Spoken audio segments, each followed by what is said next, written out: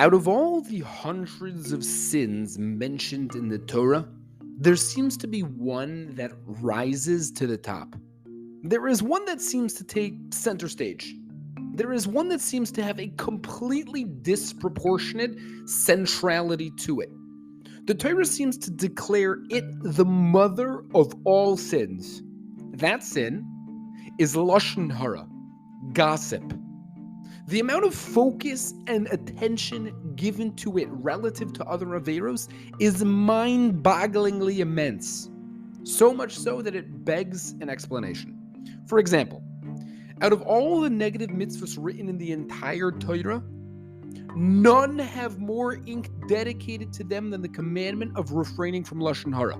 Almost 2 full parshias in the Torah discuss it. Over 100 psukim elaborate on it. One transgresses more negative commandments simultaneously by speaking Loshon Hara than any other singular sin. On the holy day of Yom Kippur, in the Kodesh HaKadoshim, the very first thing the Kohen Gadol asks forgiveness for is for the sin of Loshon Hara.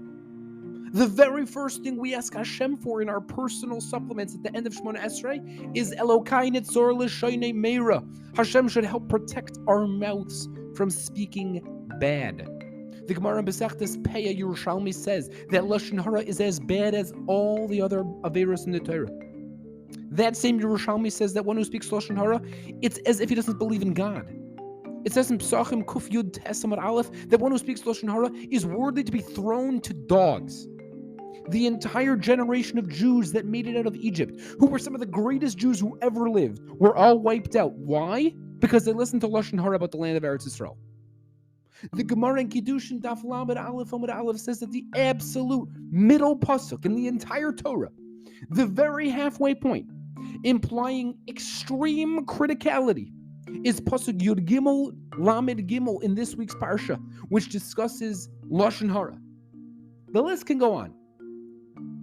So why does Loshon Hara take up such an extremely central and prominent spot on the mantle of sin? What is it about gossip that elected it king of all iniquities? Aren't there other sinful traits that are also bad, like theft, dishonesty, stinginess, haughtiness, laziness? Some of these, one can argue, seem even worse. So what is it about Loshon Hara that makes it reign supreme? Perhaps the following idea can shed some light. For many thousands of years, the human body was thought by conventional wisdom to be a random collection of parts, miraculously working in sync to maintain the life of the body. It was then discovered that every human body has what is called DNA, which is the letter coding of the human body. Those letters determine the physiological makeup of man. Rather than random cells floating in our bodies, we are in truth the sum total of a hugely specific letter coding that make up our inner essence. The Mishnah in Pirkei Avos says the world was created with 10 utterances. Even before the very genesis of the world, there were words in existence. They are the ultimate foundation upon which the world rests. Bereshis bara Elokim Es. In the beginning, Hashem created Es. Aleph to Saf. The Hebrew alphabet. When Hashem created Adam and blew into him sparks of divinity, he elevated him above animals with the power of speech. The line of demarcation between man and beast is his ability to articulate his thoughts through words. Speech is more than mere communication. It is the very brickwork that builds our world. Words are what powers every thought and every idea and enables them to transform our world. Words were created before the world was created, for words are the very backbone of our world. So if the power of words applies to humans in general, all the more so is it true when it comes to Jews. Immense spiritual ideas are expressed with words. The Aseres HaDibros, the 10 Commandments, shook the earth to its core. The ultimate safeguard of our tradition are the words that carry it, the telling over the story of leaving Egypt, the reading the Haggadah, the Megillah, the weekly Torah laning, the mother who whispers prayers by her child's bedside, the father who lovingly teaches his son the Aleph Beis, the thousands upon thousands of words of Torah that are uttered every second, every corner of the globe. What DNA is to humanity, holy words are to the Jew. They are the energy that powers our people. So when the words that come out of our mouths degrade and belittle, besmirch and provoke, they not only hurt the person under attack, they break down the bricks that are here to build the world. The words that are to bind us together, ensuring the continuity of Judaism and its Torah, become poisoned when used to splinter and fragment. When ill words come out of our mouths, pointing out the flaws of another, the very purpose of words backfires. We take the very tool Hashem placed into this world to care and to love, to nurture and to teach, to sing and to communicate, to encourage and to inspire, and we selfishly use it to push our peers down and to prop ourselves up. But more than merely demonstrating a negative character trait, when we speak Loshon Hara, we are revealing our inner outlook of our fellow Jews. We aren't seeing this person as a cherished member of our holy nation. We see nothing more than a competitor in the game of life. Our speech reveals our outlook on Judaism in general. When destructive words fly out of our mouths, it is demonstrative of the rotten outlook we have towards one another, an outlook of fragmentation and divide as opposed to togetherness and love. Such divide reveals our collective disinterest in serving on Hashem's team together. We declare that our fellow Jews aren't our holy brothers. They are our verbal punching bags, useful only when we need to make others small for us to feel big. The Hebrew word for tsaras, the spiritually charged skin disease that punishes Loshon Hara speakers, is nega. The Hebrew word for pleasure is oneg.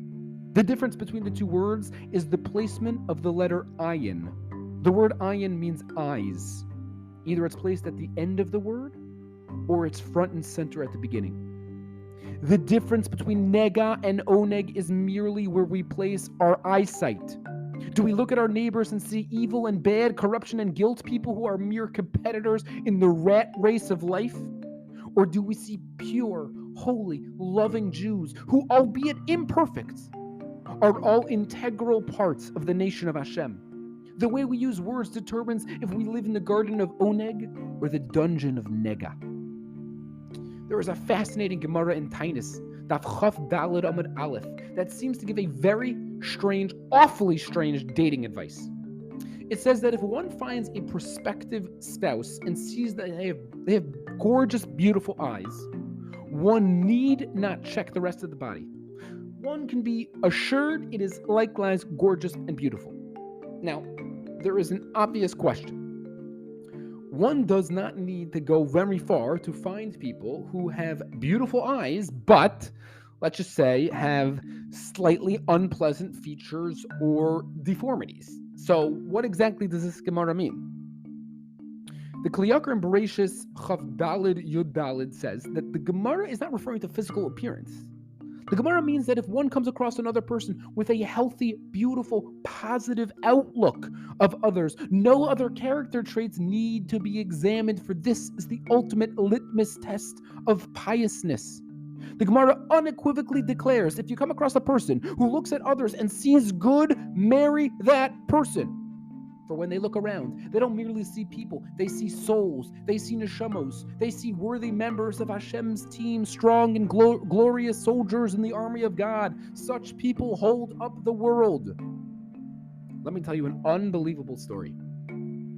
Martin Friedman was a simple, irreligious Jew who once went to Israel to visit his children living there. His son-in-law, a Syrian Jew, decided to bring him to get a blessing from Chacham Ovadia Yosef, the global leader of Sephardic Jewry at the time. They walked up the steps to the Yosef residence and waited online like everyone else.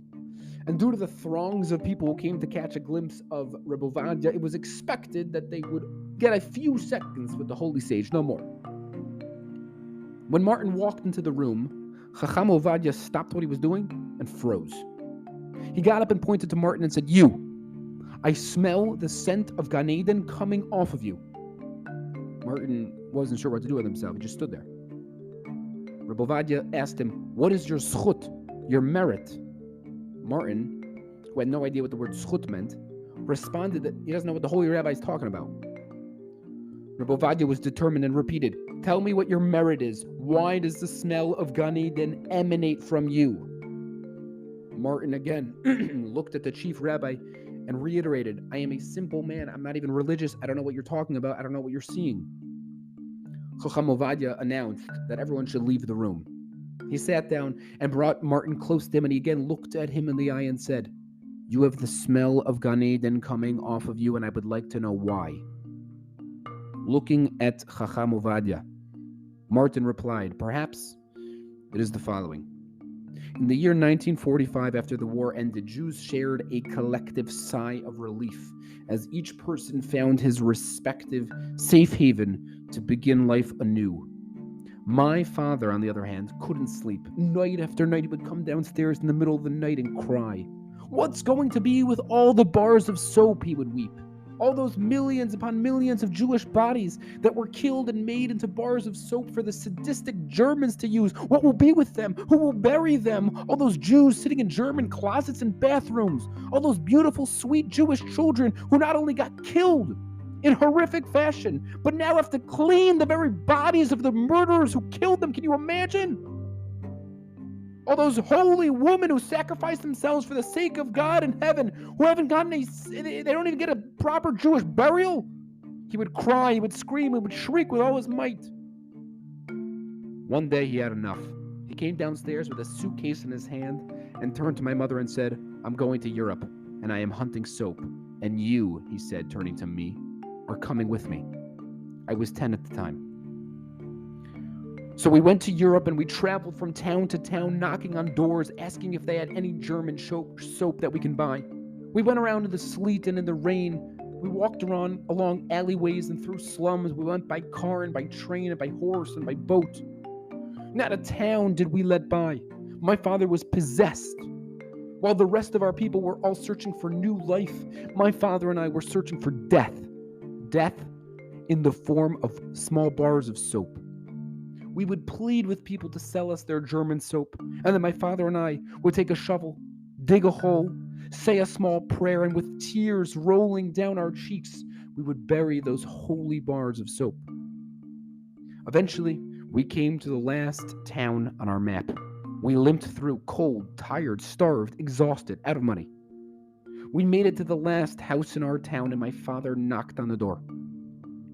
A tall, scary-looking German opened the door and looked at us pathetic, disheveled-looking Jews. "What do you want?" he asked.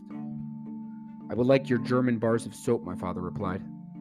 The German looked at us with suspicion. "I'll sell them to you for 15 marks. My father looked at him and said, "We don't have any money, but I'm asking you, I'm begging you to do us a favor and give it to us anyway."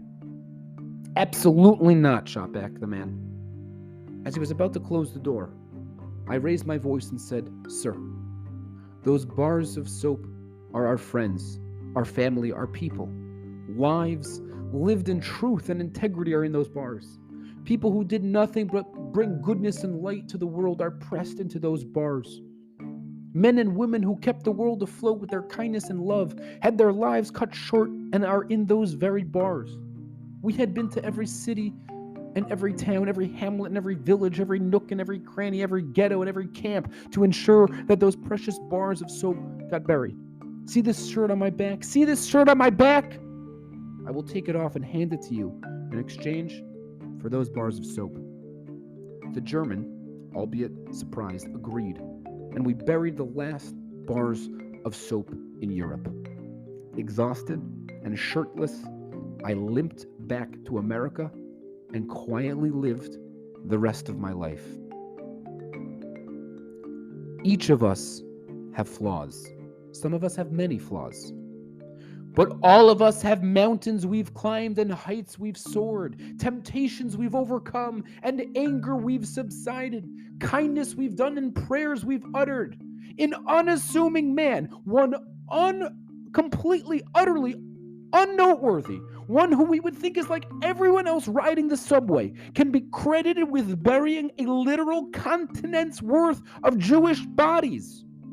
If we would have holy vision, we would see the good in people.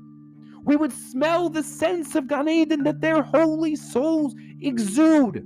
We would only think to speak highly of them, never using our distinctly human power of speech to belittle and tear down. Each Jew is a cherished gem on God's crown. How destructively short-sighted to think otherwise. Words are the very fuel of humanity. Sure, they can destroy, but they can build as well. If we are careful to use them well, we can rebuild God's palace on earth brick by brick, and his glory will reign with us yet again. May it be soon.